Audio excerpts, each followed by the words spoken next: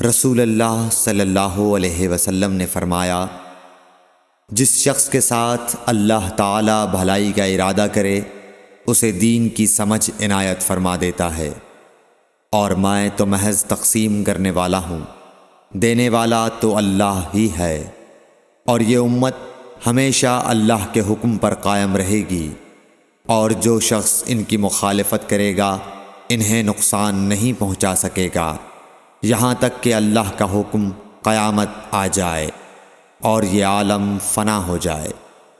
صحیح بخاری حدیث نمبر 71۔ عبداللہ بن عمر رضی اللہ تعالی عنہ کہتے تھے کہ ہم رسول اللہ صلی اللہ علیہ وسلم کی خدمت میں حاضر تھے کہ آپ صلی اللہ علیہ وسلم کے پاس کھجور کا ایک گابھا لایا گیا۔ اسے دیکھ کر آپ نے فرمایا کہ درختوں میں ایک درخت ایسا ہے اس کی مثال مسلمان کی طرح ہے۔ ابن عمر کہتے ہیں کہ یہ سن کر میں نے ارادہ کیا کہ عرض کروں کہ وہ درخت کھجور کا ہے، مگر چونکہ میں سب میں چھوٹا تھا اس لیے خاموش رہا۔ پھر رسول اللہ صلی اللہ علیہ وسلم نے خود ہی فرمایا کہ وہ کھجور ہے۔ صحیح بخاری حدیث نمبر 72۔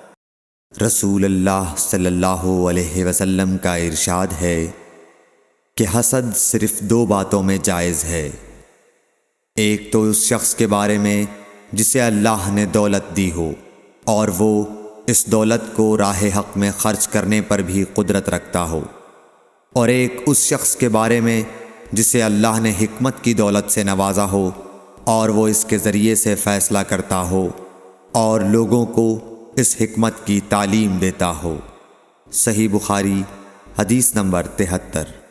رسول اللہ صلی اللہ علیہ وآلہ وسلم نے فرمایا، ایک دن حضرت موسیٰ علیہ السلام بنی اسرائیل کی ایک جماعت میں بیٹھے ہوئے تھے کہ اتنے میں ایک شخص آیا اور اس نے آپ سے پوچھا، کیا آپ جانتے ہیں کہ دنیا میں کوئی آپ سے بڑھ کر عالم موجود ہے؟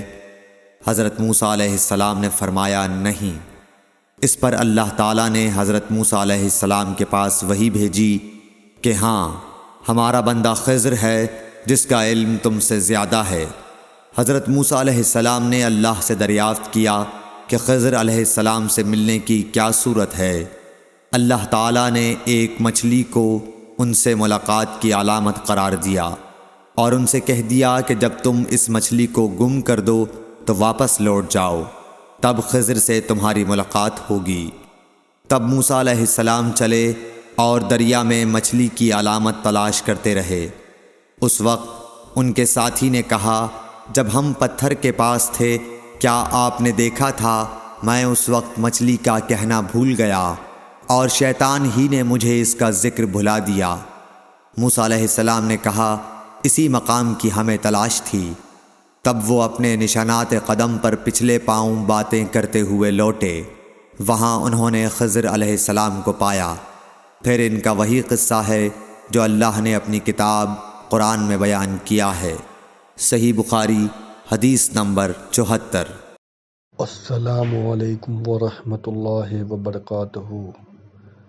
اللہ کے رسول کے بتائے ہوئے راستے پر چلنے کی توفیق عطا فرمائے، قرآن حدیث سننے اور اس پر عمل کرنے کی توفیق عطا فرمائے، اور جس کسی نے بھی ایک حدیث پڑھی اور آگے بڑھائی تو اللہ اس کا اجر ان کو دے گا۔ آمین۔